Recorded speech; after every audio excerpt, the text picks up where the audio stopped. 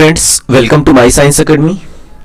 हम पढ़ रहे थे बीएससी पार्ट सेकेंड ईयर की इलेक्ट्रॉनिक्स और लास्ट लेक्चर में हमने देखा प्रवर्धक, उभयनिष्ठ, उत्सर्जक, ट्रांजिस्टर, प्रवर्धक के बारे में। तो कंटिन्यू करते हैं इसको। उभयनिष्ठ,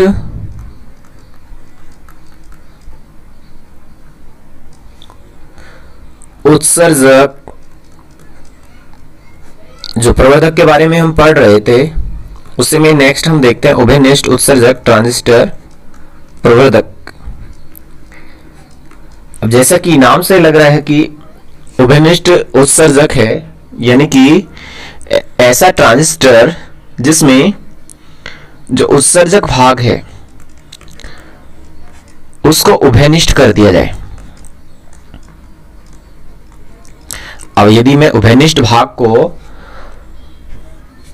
यानी कि जो उत्सर्जक भाग है उसको उभयनिष्ठ कर रहा हूं, तो इसे उभयनिष्ठ उत्सर्जक ट्रांजिस्टर में कह सकता हूं। और इस ट्रांजिस्टर से जो प्रवर्धक बनेगा वो कहलाएगा उभयनिष्ठ उत्सर्जक प्रवर्धक। और जिस भाग को हम उभयनिष्ठ करते हैं उसको हम भूसंपर्कित कर देते हैं, तो इसे हम भूसंपर्कित उभयनिष्ठ उत्सर्जक ट्रांजिस्टर भी कह सकते हैं। अब देखिए इसका जो जनरल परिपथ कैसा होगा। देखिए मैं एनपीएन ट्रांजिस्टर के लिए बना रहा हूं।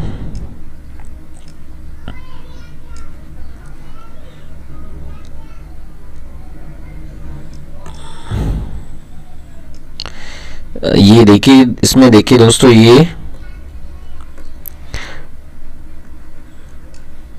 जो एनपीएन ट्रांजिस्टर है तो उसमें ये दोनों मिलते नहीं है ऐसे। अब ये मेरा एन है, ये मेरा पी सिरा है और ये मेरा एन है। अब देखिए इसमें जो एनपीएन ट्रांजिस्टर होता है उसमें करंट फ्लो होता है पी से एन की ओर। यहां मैं बेस लेता हूं, यहां मेरा कलेक्टर होता है और यहां मेरा इमीटर होता है। तो देखिए इसका जो उभयनिष्ठ उत्सर्जक है इसमें मैं क्या कर रहा हूं, यहां एक रेजिस्टेंस आर भी ऐड कर रहा हूं और इसी में मैं एक वोल्ट का सोर्स ऐड कर रहा हूं VBE, क्योंकि ये B और E के बीच में जुड़ा हुआ है इसलिए हम V से VB भी बोल देते हैं। और ये बेस से जुड़ा हुआ है रेजिस्टेंस से R भी बोल देते हैं। ये प्लस सिरा, ये माइनस सिरा, ये मेरा VBE हो गया। अब देखिए इधर मैं एक ट्रांजिस्टर ऐड कर दे, सॉरी कैपेसिटर ऐड कर देता हूं इधर, संधारित्र C, और यहां होगी मेरी निवेशी वोल्टता जो कि मैं लेता हूं V1। ये मेरी निवेशी वोल्टता है V1। अब जो ये सिरा है इसे मैं ऐड कर रहा हूं संधारित्र, एक दूसरा संधारित्र ले लेते इधर, और इसके नेक्स्ट सिरे को मैं एक प्रतिरोध से ऐड कर रहा हूं RC,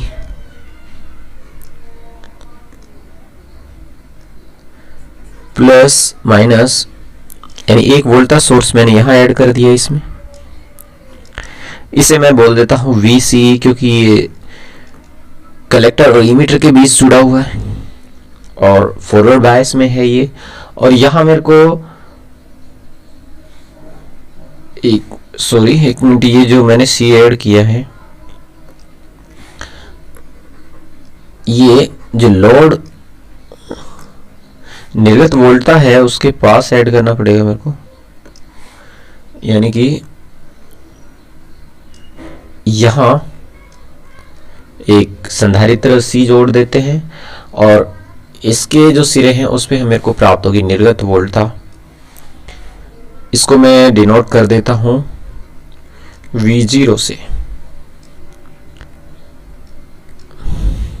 और ये मेरा रेजिस्टेंस है RC बोल देता हूं इसे। और देखिए इसमें करंट फ्लो कैसे होगा, इधर प्लस से इधर धारा बहेगी, ये जो धारा बहेगी इसमें इसको हम बोल देते हैं IC, संग्राहक धारा IC। और इधर ये प्लस से माइनस की ओर, तो इधर करंट फ्लो होगा इधर IB, आधार धारा IB, और यहाँ उत्सर्जक धारा I, और इसको कर देते हैं हम ग्राउंडिंग।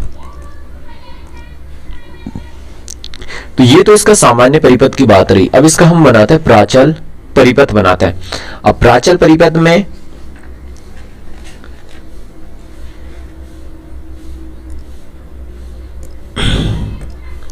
सबसे पहले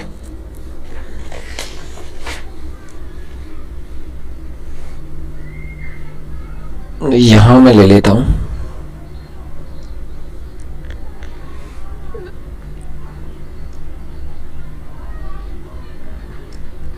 यहां मैं ले लेता हूं HRE, और यहां दूसरा HFE जो आधार से कनेक्ट था, वहां एक पैरामीटर लूंगा मैं, ये है मेरा HRE। और जो वोल्टेज है यहाँ है VCE, ऐसे ही ये है HFE, और यहाँ वोल्टा VCE है, और यहाँ जो धारा है ये IB होगी। अब इससे मैं एक और पैरामीटर ऐड कर रहा हूं, जिसको मैंने नाम दिया HOE।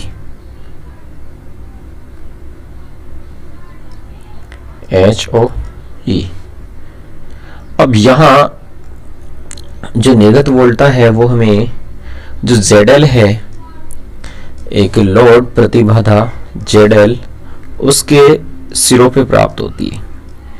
यहाँ मैंने दिखा दिया इसको ZL, और यहाँ मेरे को जो निर्गत वोल्टता प्राप्त हो रही है उसको मैंने डिनोट कर दिया VI से, VIE।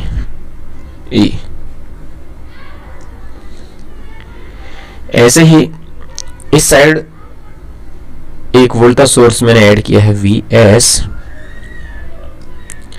और यहां एक पैरामीटर लगाया मैंने HIE।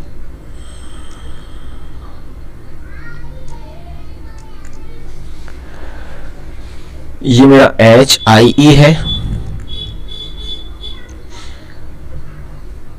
और इधर जो धारा इसमें बहेगी वो IB होगी, और इधर जो धारा बहेगी इस डायरेक्शन में वो होगी IC। तो I2 इक्वल टू IC, और I1 इक्वल टू IB। ये B और ये C, ये मेरा बेस है, ये मेरा कलेक्टर है। अब देखिए नेक्स्ट, यहां मेरी जो निवेशी वोल्टा VBE, और इसको मैं अर्थ कर देता हूं।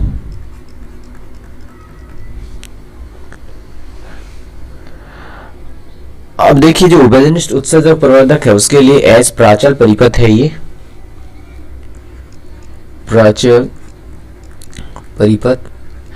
अब इसमें यहां आप देख सकते हैं कि जो HI है इसको मैं HI के इक्वल बोल देता हूं।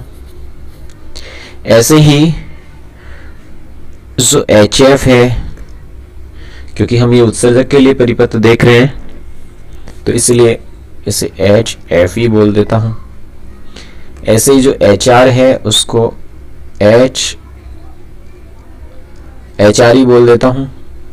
ऐसे ही HO है उसको मैं HOE बोल देता हूं। ऐसे दोस्तों जो ये जो बेस धारा है, आधार धारा है, इसको मैं I1 बोल देता हूँ। संग्राहक धारा है, इसे मैं I2 बोल देता हूँ। और जो वोल्टा है, निवेशी वोल्टा, उसे VBE बोल देता हूँ। और जो निर्गत वोल्टा है, उसे मैं VCE बोल रहा हूँ। यानी कि ये मेरी निर्गत वोल्टता VCE है, ये VCE। हाँ, अब देखिए नेक्स्ट, इसके लिए प्राचल समीकरण देखते हैं।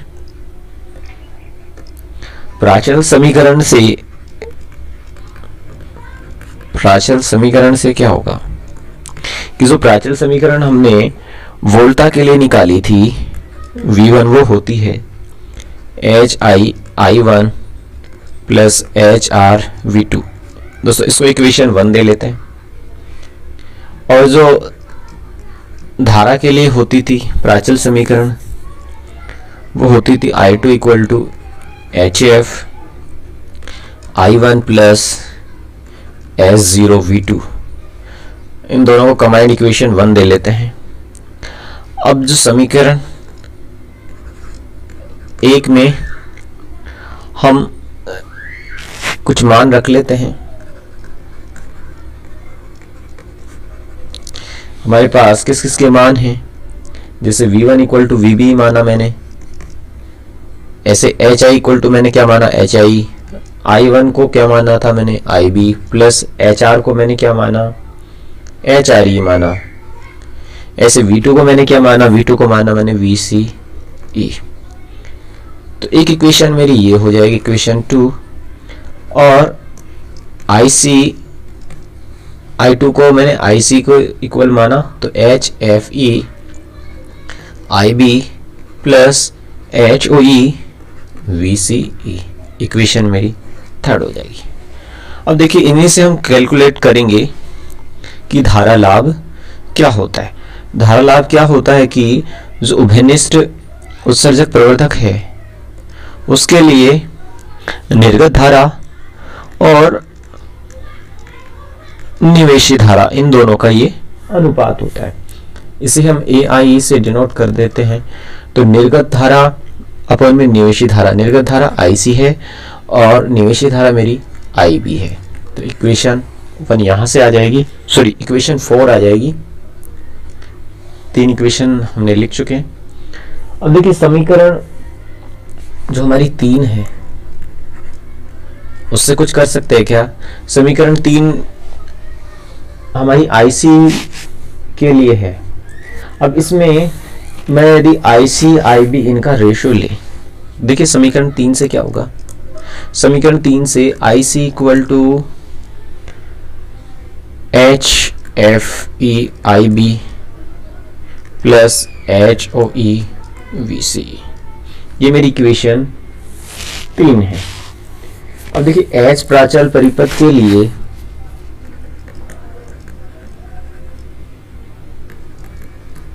जो VCE होता है, VCE कितना होता है, ये होता है माइनस ICZL। जो VCE था यानी कि जो निर्गत वोल्टा है वो VCE थी और लोड प्रतिरोध के सिरों पे प्राप्त हो रही थी। और ये इसकी डायरेक्शन जो धारा की दिशा थी वो एंटी साइड में थी, इसलिए मैंने ये नेगेटिव शो किया है इसको। तो इसको इक्वेशन में 5 दे लेता हूं, इसको हम आगे यूज करेंगे इक्वेशन 5। अब देखिए समीकरण 5 से मान रखते हैं, ये VCE का मान हम कहां यूज कर सकते हैं। तो इक्वेशन जो 3 थी उसमें IC इक्वल टू क्या होगा, इसके according IC equal to HFE IB plus HOE VCE है। इसकी जगह यदि हम मान रखेंगे तो मेरे पास ये जो सिंबल है ये किसका हो जाएगा, माइनस का हो जाएगा। और HOE into IC into ZL। अब देखिए यहाँ से यदि मैं ये IC वाले जो टर्म है इनको एक साइड में ले लूँ तो यहाँ से IC इधर आएगा, तो IC को फिर मैं कॉमन लूँ तो 1 plus HOE into ZL equal to HFE dot IB।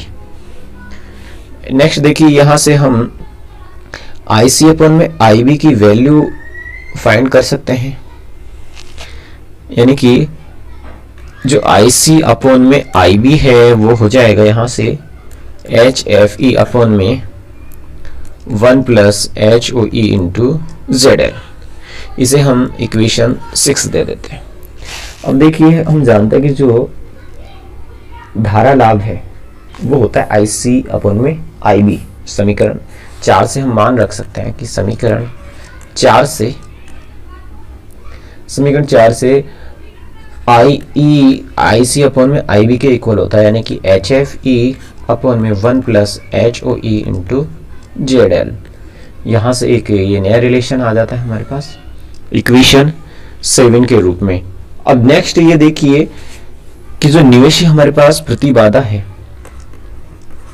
Sorry 7, equation 7, जो निवेशी प्रतिबाधा है उसके लिए कोई रेशो बन सकता है कि अपने पास देखिए निवेशी प्रतिबाधा, निवेशी प्रतिबाधा जो निवेशी वोल्टता और निवेशी धारा का अनुपात, यानी कि निवेशी वोल्टता और निवेशी धारा, इन दोनों का जो रेशो है वो निवेशी प्रतिबाधा होती है। और दोस्तों इसे मैं डिनोट कर देता हूं ZIE से। निवेशी वोल्टता मेरे पास क्या थी, VBE। निवेशी धारा मेरे पास क्या थी, IB। तो इसे इक्वेशन दे लेते हैं हम, इक्वेशन 8। अब नेक्स्ट हम इक्वेशन 2 का यूज कर सकते हैं।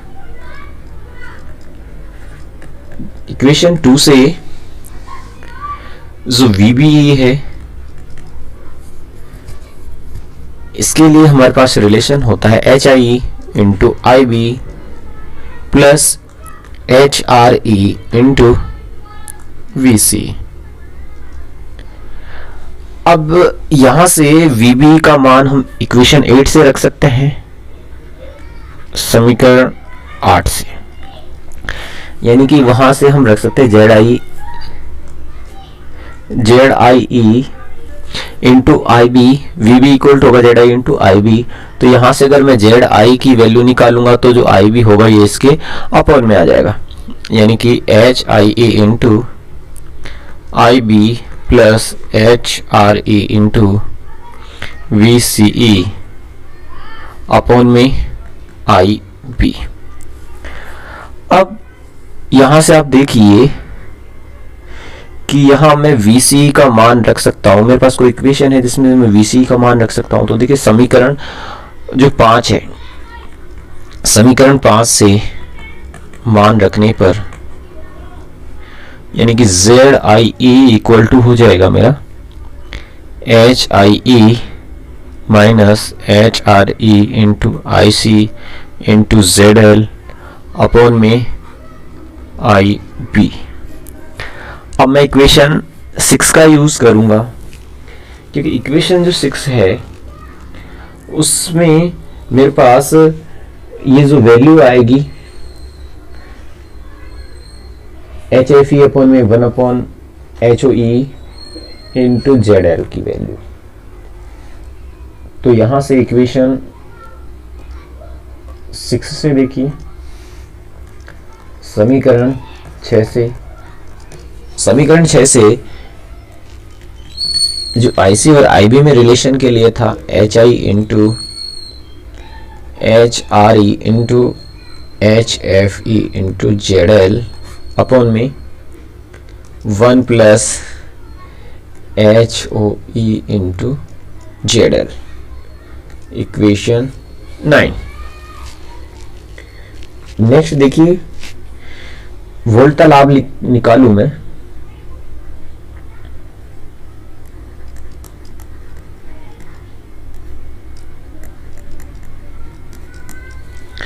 तो वोल्टा लाभ क्या होता है कि जो उभयनिष्ठ उत्सर्जक प्रवर्धक है इसके लिए जो निर्गत वोल्टा है और निवेशी वोल्टा उसका रेशो होता है। इसे मैं AVE से डिनोट करता हूं। तो निर्गत वोल्टा मेरे पास VCE, निवेशी वोल्टा मेरे पास VBE, इन दोनों का रेशो। इक्वेशन 10 दे देते हैं इसे। अब देखिए जो इक्वेशन मेरे पास 5 है, 5 से मैं VCE की वैल्यू रख सकता हूं। समीकरण 5 से VCE इक्वल टू मेरे पास आया था -IC इंटू ZL। तो अगर ये इक्वेशन 10 में मैं मान रखूं तो AVE equal to -IC into ZL upon में VBE। तो यहां से अगर मैं इसको अंश और हर में IC से मल्टीप्लाई कर दूं, यानी कि IC इंटू ZL अपॉन में VBE इंटू IB अपॉन में IB, तो यहां से मैं IC और IB इन दोनों का रेशियो ले सकता हूं। देखिए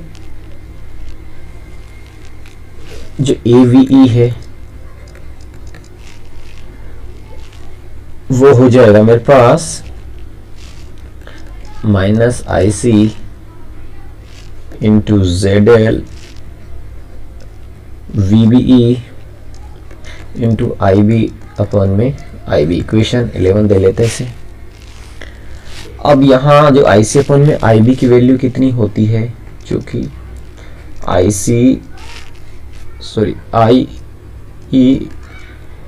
IC अपॉन में IB होती है। ऐसे ही जो ZE होती है, ZE कितना होता है VBE अपॉन में IB होता है। इक्वेशन 8 से ये वैल्यू होती है, यानी कि AVE। जो इक्वेशन 11 है इसमें यदि मैं वैल्यू पुट करूंगा तो ये आ जाएगा -AI इंटू ZL अपॉन में ZIE। ये इक्वेशन 12 हो जाएगी। अब देखिए जो इक्वेशन 12 है इसमें हम कहीं से वैल्यू पुट कर सकते हैं क्या, कि जो इक्वेशन मेरी 7 है और 9 है, तो वहां से ZI की AI की इनकी वैल्यू पुट कर लेते हैं। तो देखिए क्या होगा, AVE equal to -HFE into ZL upon में 1 plus HOE into ZL into 1 plus HOE into ZL HIE 1 plus HOE into ZL minus HRE into HFE into ZL। अब देखिए इसमें अगर कुछ कट रहा है तो यहां से मैं काट सकता हूं इन दोनों को। ऐसे ही जैसे HFE ZL ये ऐसे कैसे रह जाएगा, तो ये minus HFE into ZL upon में HIE plus HIE into HOE। इसको अंदर मल्टीप्लाई कर सकते हैं, तो HOE into HIE minus HRE into HFE into ZL। Next देखो जो हमने डेल्टा H की वैल्यू निकाली थी उसको हम यहाँ यूज कर सकते हैं कि डेल्टा H जो आया था हमारे पास वो आता है, यदि मैट्रिक्स फॉर्म में इसको लेते हैं तो HI into H0E minus HRE HFE।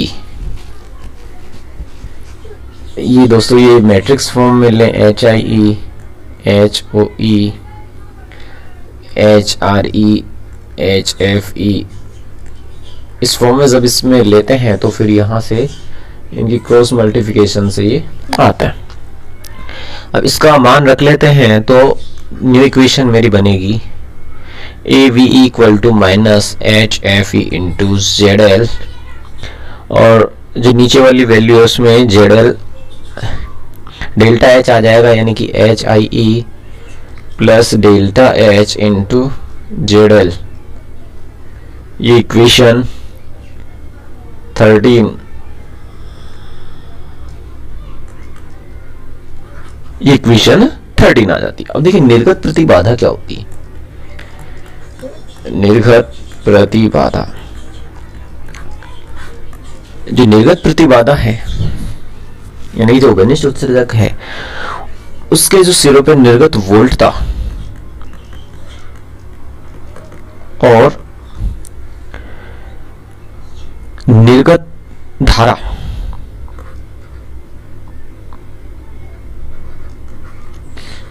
इन दोनों का रेशो होता है।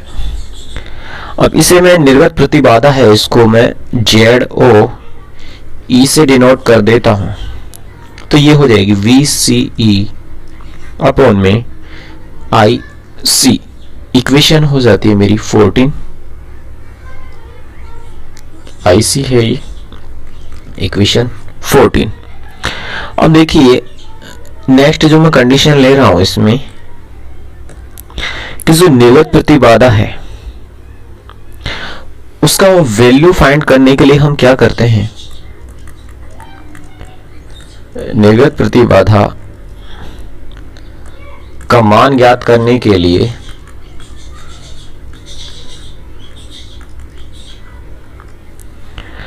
जो वोल्टता स्रोत है उसे हम आंतरिक प्रतिबाधा से प्रतिस्थापित कर देते हैं।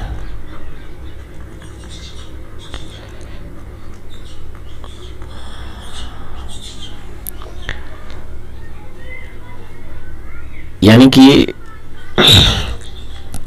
ये मैंने HRE जो आंतरिक प्रतिबाधा ये ऐड कर दी यहां, HIE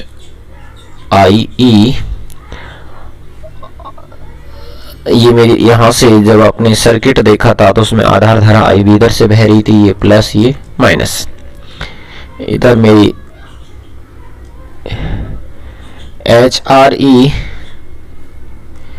HRE VCE था,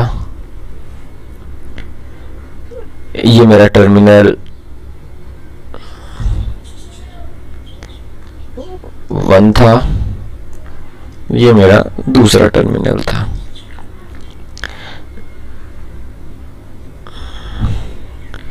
वन, ये भी प्लस और ये भी माइनस। देखिए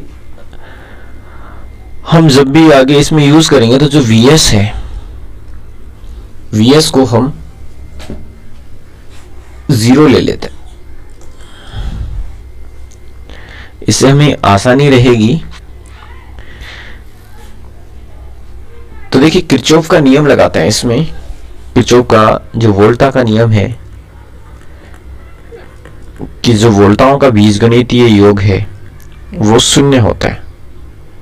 तो किरचॉफ के द्वितीय नियम से देखिए कि यहां देखिए ये जो एक आंतरिक प्रतिबाधा है इसका रेजिस्टेंस है HIE, इसमें जो धारा फ्लो हो रही है वो हो रही है IB, और इसी डिस्टेंस में वोल्टा मेजर कर रहे हैं इसलिए ये पॉजिटिव। ऐसे ही जो दूसरा सोर्स है HRE और इसमें जो वोल्टा VCE है,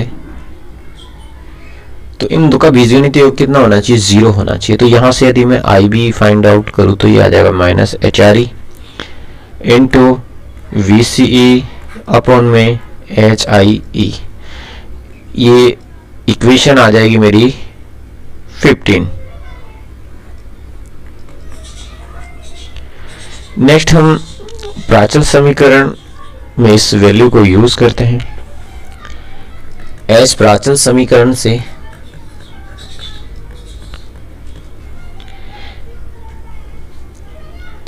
आई सी इक्वल टू क्या होता है, H F E into I B plus H O E into V C E. तो इक्वेशन 15 से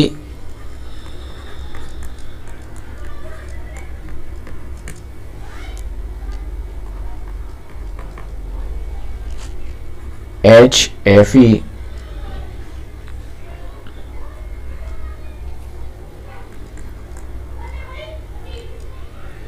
वी सी ई अपॉन में H I E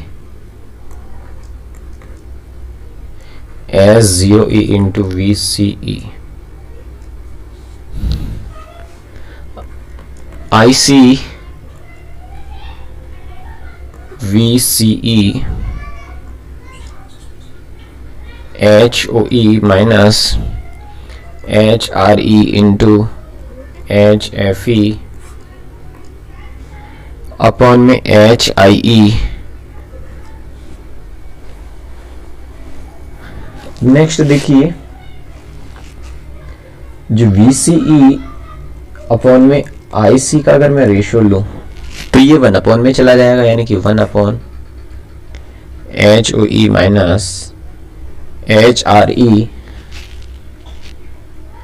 into H F E upon में एच आई ई। अब इस value को हम equation 14 में रख लेते हैं। इक्वेशन 14 से जो जेड आई है उसके लिए हमारे पास वैल्यू आ जाएगी 1 अपॉन में H O E minus H R E into H F E upon में H I E. Z I E equal to H I upon में H O E H I E minus H R E into H F E. और देखिए delta H की value हम जानते हैं कि ये डेल्टा एच की वैल्यू होती है, इसलिए यहां से मैं इसको डेल्टा एच लिख सकता हूं। ये वैल्यू डेल्टा एच के इक्वल होती है। तो Z I E equal two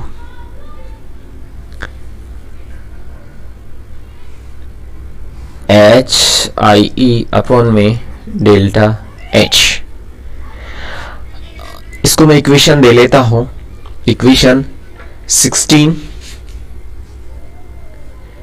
equation 16। अब देखिए यहां से जो लास्ट में कैलकुलेट करना चाहूंगा वो शक्ति लाभ क्या होता है। शक्ति लाभ क्या होता है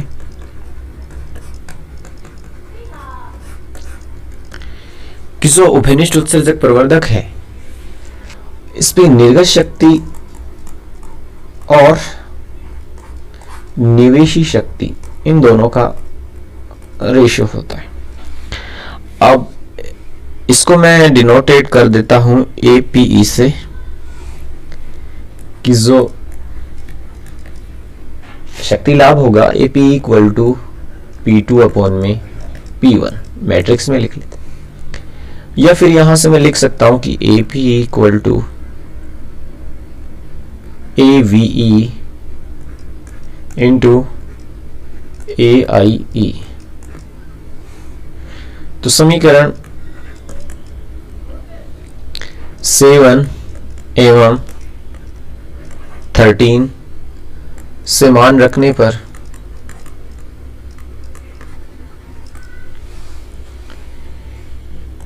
APE equal to HFE into ZL upon में HIE plus delta H into ZL dot H F E upon में 1 plus H O E into Z L. तो देखिए यहां से एपी की जो वैल्यू आ जाएगी वो हो जाएगी ई एच एफ ई का स्क्वायर हो जाएगा into Z L 1 plus H O E into Z L into H I E plus delta H into Z L. दोस्तों ये आ गई इक्वेशन 17। तो दोस्तों आज हम यहीं तक देखेंगे। नेक्स्ट क्लास में हम देखेंगे इसका जो सलीका एच प्राचल परिपथ है उसके बारे में देखेंगे और कैसे हम एच ओ ई और एच आर ई है इनकी वैल्यू को नेगलेक्ट करके एक जो नया प्रवर्धक है यानी कि इसका जो संशोधित प्रारूप है उसका फॉर्मेशन कर सकते हैं। तो आपने मेरे को पेशेंस से सुना, इसके लिए धन्यवाद।